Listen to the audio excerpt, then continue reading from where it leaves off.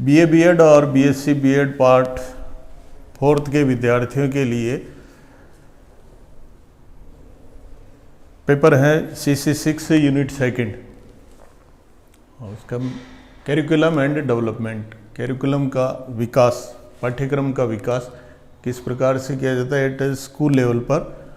और उसमें से एक पार्ट है ए, उसमें अपन पढ़ेंगे फॉर्म्स ऑफ नॉलेज, ज्ञान और उसके प्रकार, किस प्रकार से ज्ञान और उसके प्रकारों के बारे में जानने की कोशिश करेंगे। ज्ञान क्या है? ज्ञान जो है, हम भाषा की दृष्टि से देखें तो ये जो ज्ञान जो है ये धातु से बना है, जिसका अर्थ होता है जानना। जानना, नॉलेज क्या है, ज्ञान क्या है, जानना क्या है। और इसको हम अन्य अर्थों में भी ले सकते हैं, बोध, अनुभव। तो ये सही है कि संसार की सभी वस्तुओं की जानकारी मनुष्य को ज्ञात नहीं है, किंतु भविष्य में ये ज्ञातव्य है कि जानना चाहिए। इसलिए ज्ञान के क्षेत्र में 2 प्रमुख प्रक्रियाएं होती हैं। पहला जिज्ञासु और दूसरा ज्ञातव्य। जिज्ञासु और ज्ञातव्य। ज्ञान कौन प्राप्त कर सकता है? जो कि जिज्ञासु है, जो कि जानना चाहता है। तो ये 2 बातें प्रमुख होती हैं कि व्यक्ति को, अगर वो जिज्ञासु है और उसमें जानने की इच्छा शक्ति है, तो वह ये कार्य करेगा। और जब वो जान जाएगा, उसको ज्ञात हो जाएगा, तो फिर जो है ये नॉलेज बन जाएगा, उसका ज्ञान बन जाएगा। ज्ञान के बारे में कुछ विद्वानों के और मनोवैज्ञानिकों के विचार हैं, जो कि इस प्रकार से हैं। पहला, डॉक्टर रंगनाथन के अनुसार ज्ञान जिज्ञासु द्वारा ज्ञातव्य सृष्टि से जान लेने का परिणाम है। ज्ञान विचारों का समग्र योग है। ज्ञान समग्र विचारों का योग है और पीढ़ी दर पीढ़ी, एक पीढ़ी से दूसरी पीढ़ी, दूसरी से तीसरी, चौथी, इस प्रकार से पीढ़ी दर पीढ़ी तथ्यों, सूचनाओं और सिद्धांतों आदि को प्राप्त किया जाता है। और यही सूचनाएं, यही सिद्धांत, यही तथ्य ज्ञान है, यही ज्ञान कहलाता है। दूसरा, सेरा के अनुसार, सेरा ने अपनी परिभाषा देते हुए बताया है कि ज्ञान बौद्धिक पद्धति द्वारा निष्पादित प्रक्रिया का परिणाम है। ज्ञान क्या है? बौद्धिक, दिमाग, बुद्धि के द्वारा निष्पादित, है ना, निकाला गया, निष्पादित, तैयार किया गया या ग्रहण किया गया जो है वो ज्ञान है। रंगनाथन के अनुसार ही वापस उन्होंने लिखा है कि यह सभ्यता संरक्षित सूचना का समग्र योग है। सभ्यता संरक्षित, सभ्यता द्वारा संरक्षित या संरचित जो है सूचनाओं का समग्र योग है, जिसको कि हम ज्ञान कहते हैं। ये थी रंगनाथन की परिभाषा। इसके बाद प्लेटो के अनुसार, प्लेटो ने भी अपने हिसाब से इसको परिभाषित किया है कि ज्ञान वह है जो समाज द्वारा जाना गया है और तथा तथ्य और सूचना, सिद्धांत इसकी जो है विषय सामग्री है। समाज द्वारा जाना गया है वह ज्ञान है और उसके अंदर क्या है? तथ्य हैं, सूचनाएं हैं, सिद्धांत हैं, ये सारी उसकी विषय सामग्री है जो कि ज्ञान के अंतर्गत ली जाती है। ज्ञान जो होता है वो चिर सत्य होता है, ज्ञान चिर सत्य होता है। तो ये जो ऊपर जो परिभाषाएं पढ़नी पड़ी पहले रंगनाथन के अनुसार, सेरा के अनुसार, उन्हीं में से ये स्पष्ट होता है कि ज्ञान वह है जो समाज द्वारा जाना गया है तथा तथ्य, सूचनाएं, सिद्धांत आदि इसकी विषय सामग्री हैं, और ये है चिरस्थायी होता है। ज्ञान हमेशा चिरस्थायी होता है। फिर अरस्तु के अनुसार, अरस्तु ने भी अपनी परिभाषा दी है, इसमें कहा है कि इंद्रियानुभव, इंद्रियों से अनुभव किया हुआ ही ज्ञान है, इंद्रियानुभव ही ज्ञान है। तो निष्कर्षतः इन सभी की परिभाषाओं को अपन देखें तो ये कहा गया है कि पीढ़ियों के लिए संरक्षित समग्र सूचना ही ज्ञान है। पीढ़ियों के लिए, जैसे ऊपर भी आया है कि पीढ़ी दर पीढ़ी जो तथ्य और सूचनाएं होती है उनको हम आगे से आगे देते रहते हैं या आगे से आगे वो बढ़ता रहता है, तो वही ज्ञान है। तो इसी प्रकार ये भी निष्कर्ष निकलता है कि पीढ़ियों के लिए संरक्षित समग्र सूचना ही ज्ञान है। अब आता है ज्ञान के प्रकार, टाइप्स ऑफ नॉलेज। ज्ञान कितने प्रकार का होता है? तो ज्ञान को प्रमुखतः हम 3 वर्गों में विभाजित करते हैं। उसमें पहला है परिमेय ज्ञान, दूसरा सहज ज्ञान और तीसरा वैज्ञानिक ज्ञान।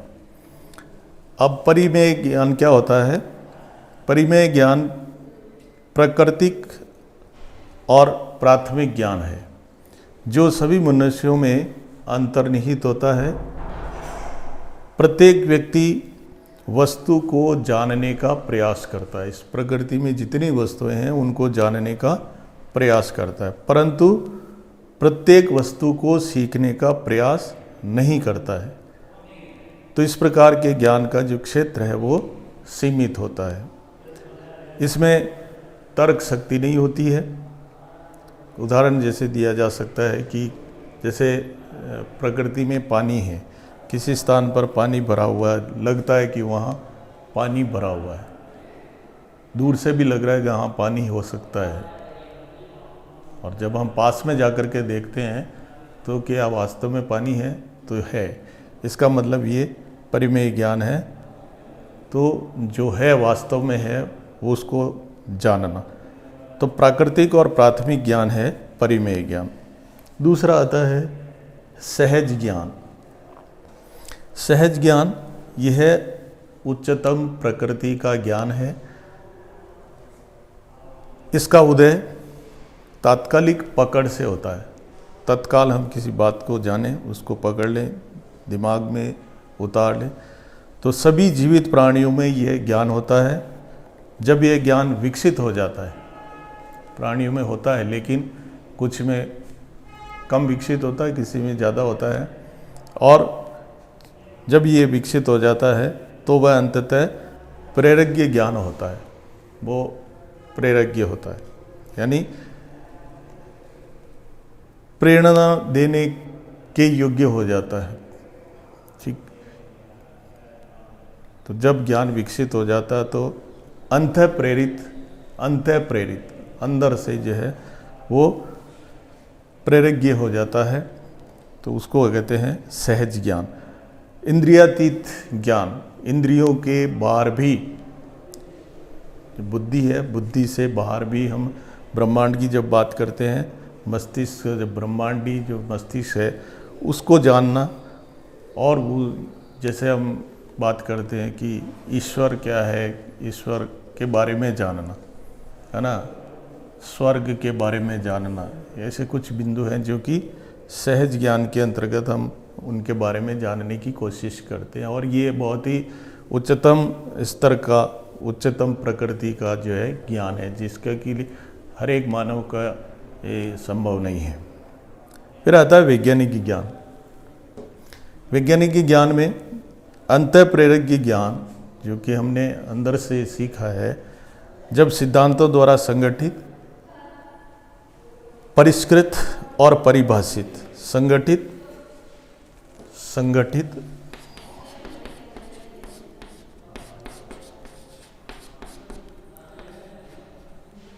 परिभाषित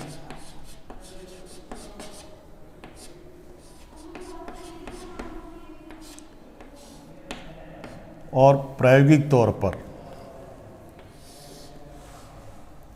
ठीक है, प्रायोगिक तौर पर जो है परिष्कृत हो जाता, परिभाषित और परिष्कृत।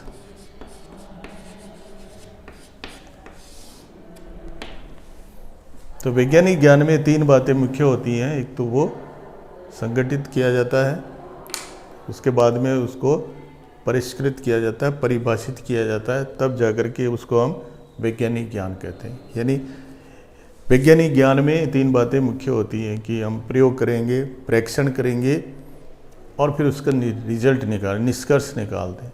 तो उसके आधार पर जो है जो ज्ञान प्राप्त होता है उसको हम वैज्ञानिक ज्ञान कहते हैं। अब आता है ज्ञान का विकास। ज्ञान का विकास, ज्ञान के विकास में हम तीन काल को मुख्य रूप से देखते हैं। एक है प्राचीन काल, दूसरा मध्यकाल, तीसरा आधुनिक काल। तो ज्ञान का अर्थ अनुभूति एवं विश्वास है। जब हमें किसी तथ्य का बोध हो जाता है और उस पर विश्वास किया जाता है तो वह ज्ञान का रूप ले लेता है। ज्ञान का विकास समाज के विकास से जुड़ा हुआ है। तो अब आता है प्राचीन काल में ज्ञान किस प्रकार से था और किस प्रकार से ज्ञान का विकास होता था और उसका संचार, प्रचार किस प्रकार से होता था। प्राचीन काल में जब लिपि का अभाव था और सूचना के प्रसार व प्रचार के लिए सुनना, स्मृति में रखना एवं मौखिक अभिव्यक्ति करना मुख्य रूप, जो भी ज्ञान होता था उसको हम केवल सुन करके, समझ करके, स्मृति में यानी याद रख करके उसको फिर से मौखिक रूप से अभिव्यक्त करते थे। तो ये एक सिस्टम था प्राचीन काल में। फिर कालांतर में धीरे धीरे विकास हुआ, बौद्धिक विकास हुआ, मानव ने बहुत वैज्ञानिक ढंग से जो है उसको सोचना समझना शुरू किया। तो फिर कालांतर में लिपि का विकास हुआ और इस लिपि को जो है सर्वप्रथम भोजपत्र या वृक्षों की छाल होती थी, पत्ते होते थे, उन पर लिख करके उसको रखा जाता था। और उसके बाद में जब धातुओं का विकास हो गया, धातुओं के बारे में जानकारी हो गई, तब ताम्र पत्र पर लिखा जाने लगा। और उसके बाद में मुख्य रूप से उस समय की जो स्थितियाँ थी उसमें चमड़े का उपयोग भी किया जाता था, तो चमड़े पर भी लिखा जाता था। तो इस प्रकार से ताम्रपत्र पर, चमड़े पर, भोजपत्र पर विचार अंकित करके ज्ञान का प्रसार या प्रचार किया जाने लगा। फिर और विकास हुआ और उस विकास के अंतर्गत जो है कागज़ का आविष्कार हुआ, स्याही का आविष्कार हुआ, मुद्रण का जो है आविष्कार हुआ। और उसके आधार पर ये जो तीन बातें मुख्य हुई, कागज़, स्याही और मुद्रण मशीन, तो उससे ज्ञान का जो प्रचार प्रसार है वो बहुत तेज़ी से हुआ। और उसके अंतर्गत कुछ विषय और शामिल हुए जिनमें ज्योतिष और अध्यात्म मुख्य रूप से थे। ये प्राचीन काल की जो ज्ञान की जो व्यवस्था थी। उसके बाद आता है मध्यकाल। मध्यकाल में जो ज्ञान का क्षेत्र विकसित हुआ उसमें अध्यात्म मुख्य रूप से था और उसके बाद में खगोल शास्त्र, चिकित्सा शास्त्र, सैन्य शास्त्र, ये आदि मुख्य विषय थे।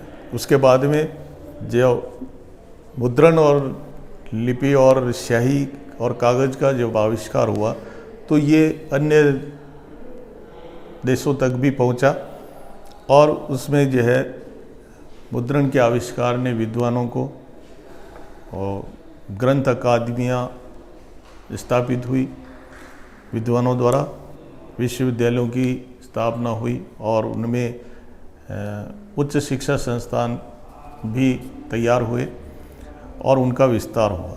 लेकिन ज्ञान जो है सर्वसुलभ न होकर के कुछ लोगों तक ही सीमित था।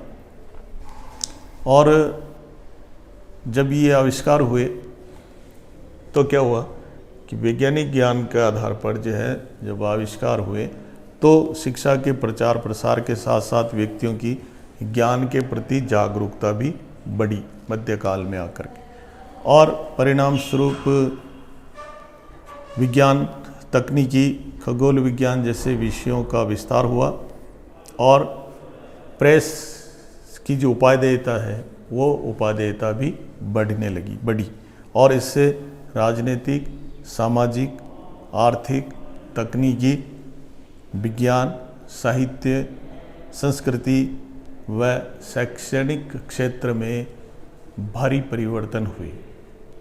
तो ये ज्ञान, नॉलेज की वजह से।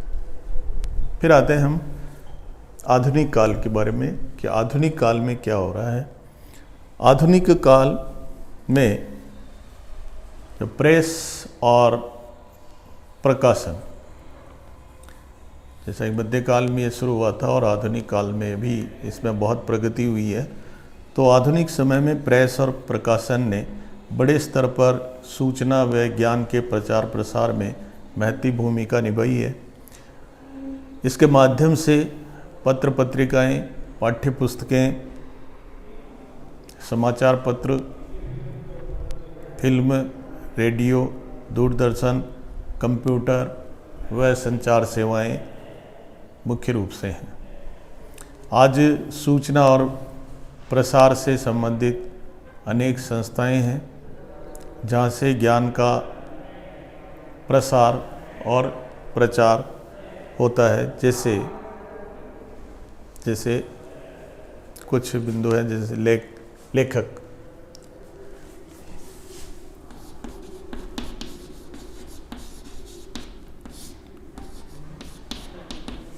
लेखक ज्ञान के नए आयामों के उत्पादन के लिए अस्तित्व में आए। कई लेखकों ने अपने स्तर से लेखन का कार्य शुरू किया और इन लेखकों की वजह से नए नए आयाम उत्पादित हुए और अस्तित्व में आए और पूरे विश्व में एक प्रकार से ये फैलने लगा। फिर दूसरा आता है विश्वविद्यालयों की स्थापना।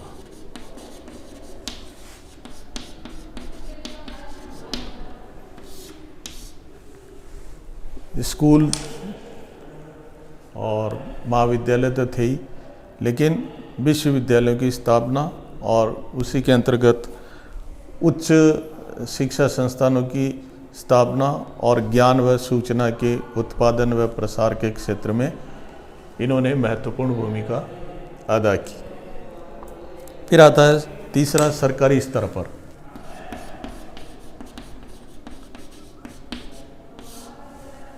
सरकारी स्तर पर भी कई प्रकार के मंत्रालय स्थापित हुए। उनमें विभाग हैं, आयोग हैं, समितियां हैं जो कि राज्य और केंद्र के अधीन कार्य करते हैं, उनके संरक्षण में कार्य करते हैं। तो उनके द्वारा जो प्रतिवेदन, विभागीय प्रतिवेदन या संवाद, वाद विवाद, संस्थायी वाद विवाद और वहाँ की जो कार्रवाइयाँ होती हैं वो सारी उसमें शामिल होती हैं और ये सब मिलकर के कार्य करते हैं। तो ये सारी सूचनाएं ज्ञान के आयामों में सहयोग करती हैं। इसी प्रकार से अर्धशासकीय संस्थाएं जो कि व्यापार, उद्योग आदि से संबंधित सूचनाएं देती हैं, ये संस्थाएं भी इसमें ज्ञान के विस्तार में, ज्ञान के प्रचार प्रसार में सहयोग करती हैं। जो सूचनाएं और प्रसारण इनके द्वारा संप्रेषित होता है। अब आता है कि ज्ञान के अध्ययन से संबंधित विषय कौन कौन से पढ़ाए जाएं।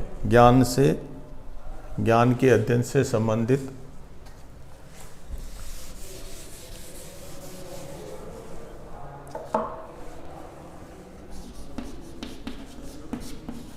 ज्ञान के अध्ययन से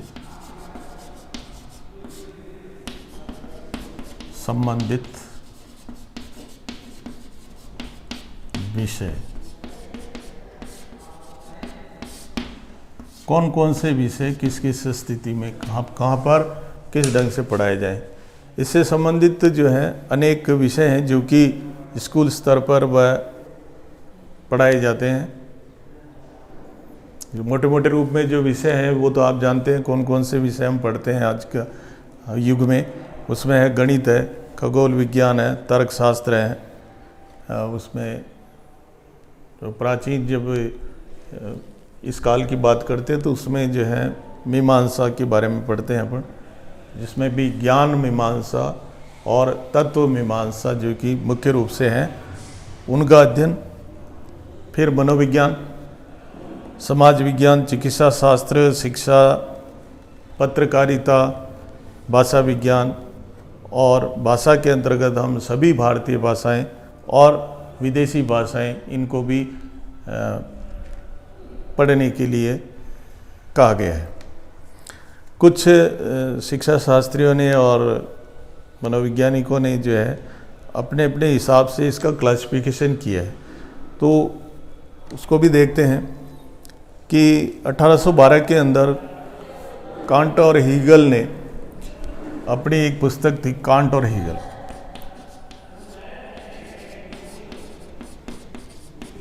लॉजिक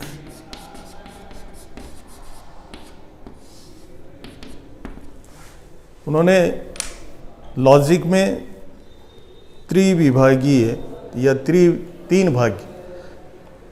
त्रिभागीय दार्शनिक पद्धति में ज्ञान को देखा, जिसमें निम्न विषयों को जो है शामिल किया गया।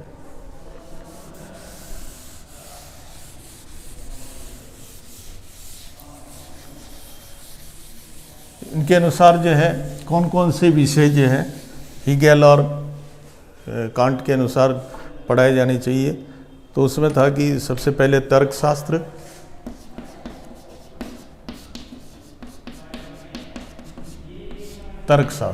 तर्कशास्त्र के अंतर भी हम जो है सत्ताशास्त्र,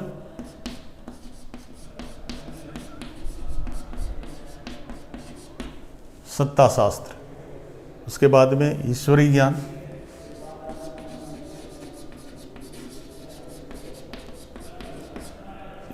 ज्ञान, और तीसरा है ज्ञान शास्त्र। ये विषय तर्कशास्त्र के अंतर्गत जो है पढ़ाए जाने चाहिए। फिर आता है कि प्राकृतिक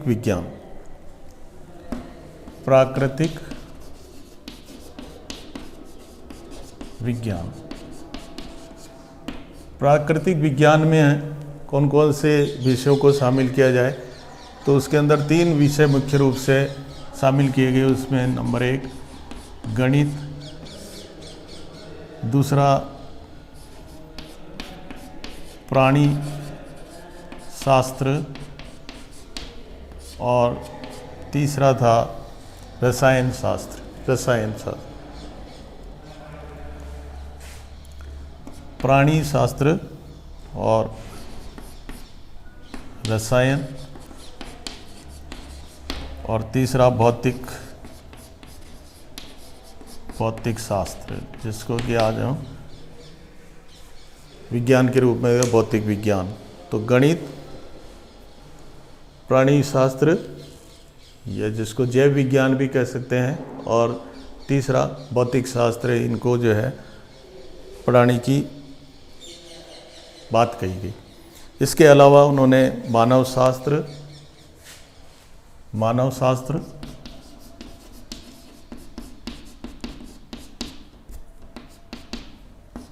कला और धर्म, इनके बारे में भी इन्होंने अपने विचार रखे कि ये विषय जो है हमें अध्यापन करवाए जाने चाहिए। फिर देखते हैं कि हीगेल और कांट के इस लॉजिक में इन विषयों के बारे में। तो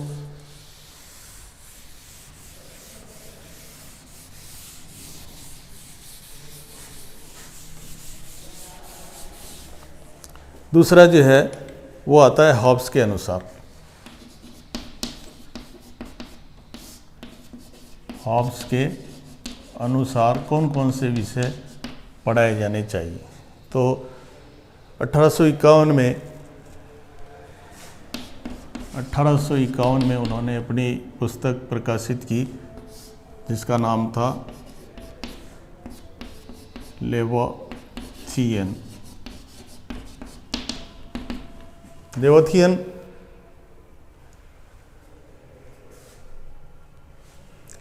है ना,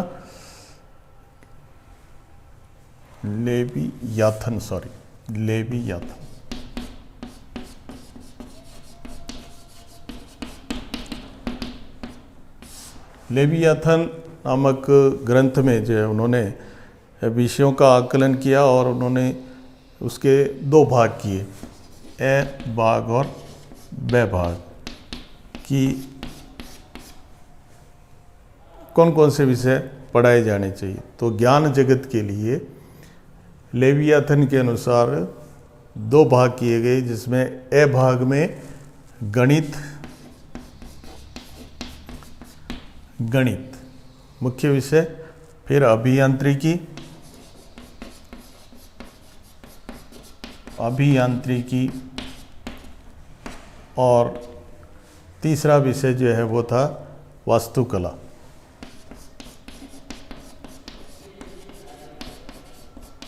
इन विषयों को जो है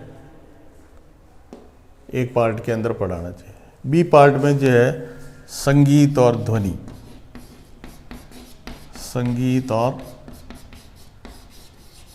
ध्वनि के विषय जो है वो, या ध्वनि विज्ञान कह सकते हैं इसको, ये पढ़ाया जाए। तो हॉब्स के अनुसार 1851 में जो है उन्होंने एक ग्रंथ में जिसका नाम था लेवियाथन, उसमें ये बताया कि गणित, अभियांत्रिकी और वास्तुकला और संगीत और ध्वनि विज्ञान जैसे विषयों को जो है पढ़ाया जाना चाहिए। तो इस प्रकार से ये दो पार्ट में जो है ज्ञान जगत को बांटा उन्होंने, हॉब्स ने, और ये विषय उन्होंने निर्धारित किए। अब आता है कांट के अनुसार, ऑगस्ट कांट के अनुसार।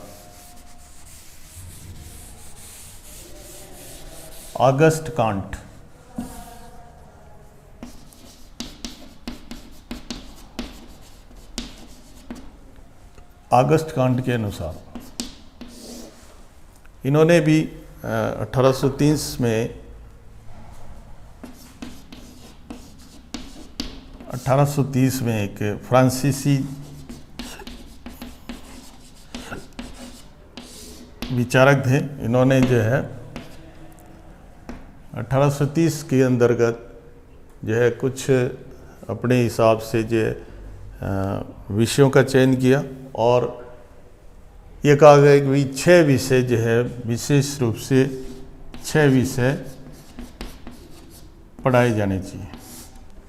वो 6 विषय कौन कौन से होंगे? उन्होंने अपने दर्शन के हिसाब से इनका निर्धारण किया। उसमें नंबर 1 गणित,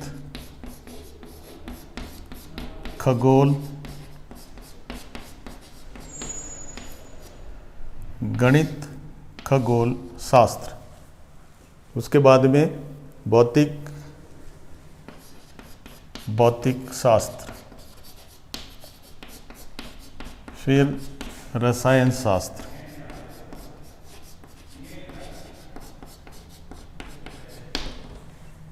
चार हो गए। फिर था जीव शास्त्र और समाज भौतिकी, जीव विज्ञान और समाज भौतिकी।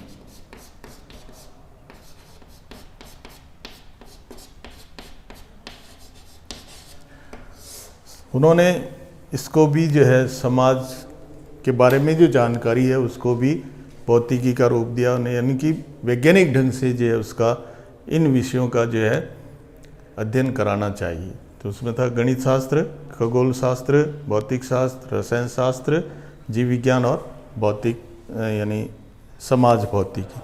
तो उनका मानना था कि पहले इनका सैद्धांतिक पक्ष पढ़ाना चाहिए, है ना। 2 भाग में था कि पहले सैद्धांतिक पक्ष पढ़ाएं, यानी थ्योरी पढ़ाई जाए, उसके बाद में जो है प्रायोगिक कार्य किए जाए, प्रैक्टिकल वर्क जो है बाद में किया जाए। तो इस प्रकार से प्रैक्टिकल में क्या होगा कि इसको व्यावहारिक किया जाए, व्यावहारिक रूप में इसका अध्ययन भी आवश्यक है। तो इस प्रकार से जो है इन विद्वानों ने अपने हिसाब से इसको प्रतिपादित किया। फिर आता है हर्बर्ट स्पेंसर के अनुसार। हर्बर्ट स्पेंसर जो है शिक्षा शास्त्री भी रहे हैं, दार्शनिक रहे हैं, और उन्होंने अपने हिसाब से जो है शिक्षा में बहुत आमूलचूल परिवर्तन हुए हैं। और अपन पढ़ते हैं कि जब हम शिक्षा की बात करते हैं और शिक्षा की ही बात कर रहे हैं अपन, तो हर्बर्ट स्पेंसर ने 1984 में अपने ज्ञान का विश्लेषण के आधार पर जो है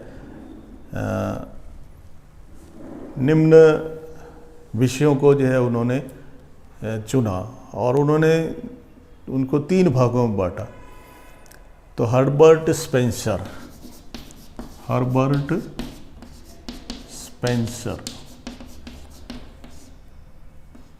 ने जो है 1984 में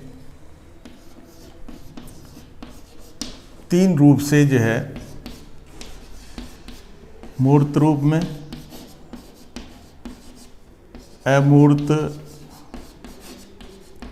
रूप में और तीसरा जो है मूर्त अमूर्त रूप। तो 3 भाग बताए उन्होंने कि अपने विश्लेषण के आधार पर, ज्ञान के विश्लेषण के आधार पर कि 3 खंडों में जो है हम इन विषयों को बांट सकते हैं। तो उसमें मूर्त आधार पर जो है, मूर्त रूप में या मूर्त आधार पर कौन से विषय पढ़ाए जाएं, उसमें था मनोविज्ञान, समाजशास्त्र और खगोल। मनोविज्ञान, खगोल, मनोविज्ञान, खगोल और भूगर्भ शास्त्र, भूगर्भ शास्त्र, भूगर्भ शास्त्र और समाजशास्त्र, समाजशास्त्र। तो ये मूर्त रूप में, बड़े बड़े रूप में, मोटे मोटे रूप में जो है इन विषयों का जो है अध्ययन हर्बर्ट स्पेंसर ने प्रतिपादित किया कि भाई ऐसे पढ़ाएंगे। मनोविज्ञान, खगोल शास्त्र, भूगर्भ शास्त्र और समाजशास्त्र, ये मूर्त रूप में पढ़ाए जाए। फिर अमूर्त रूप में तर्कशास्त्र और गणित, तर्कशास्त्र और गणित पढ़ाया जाए। ठीक है। और दोनों को मिला करके मूर्त अमूर्त आधार पर जो है भौतिक शास्त्र, गणित और रसायन,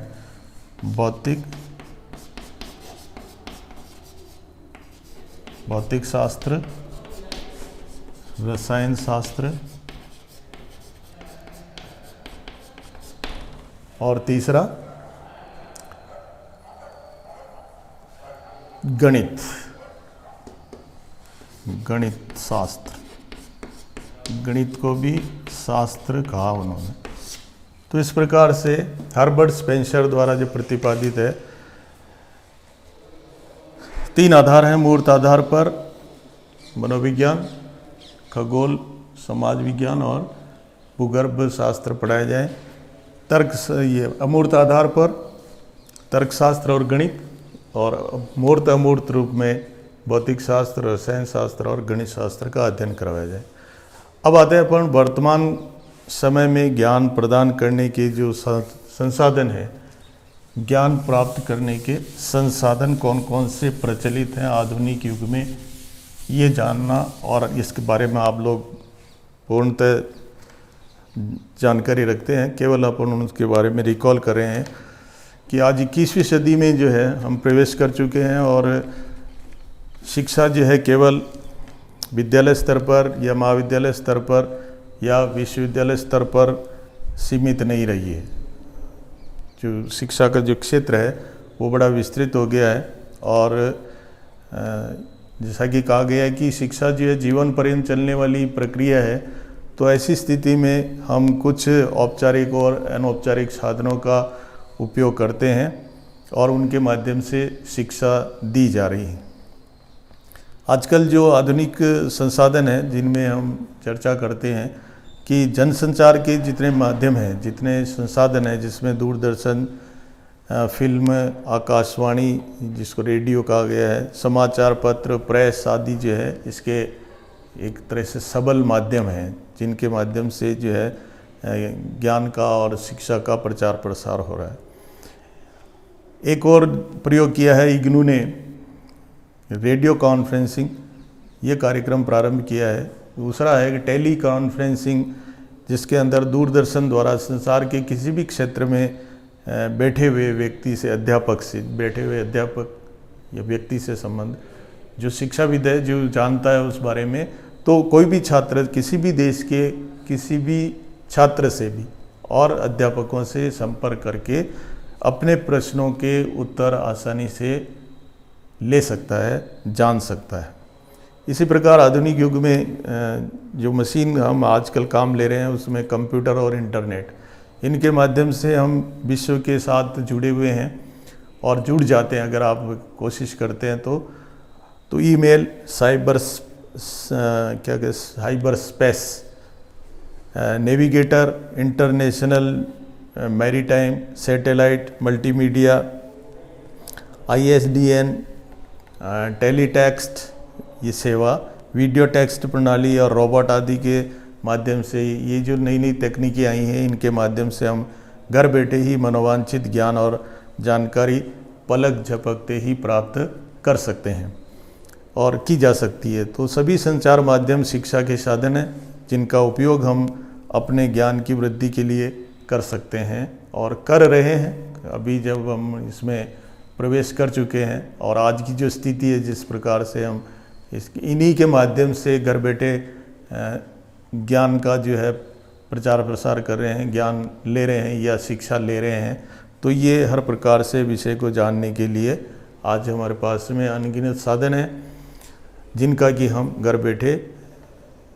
उपयोग कर सकते हैं और इसी को हम आज के संदर्भ में ज्ञान का विस्फोट कहते हैं। मैं अपनी बात को यहीं समाप्त करता हूँ। Thank you.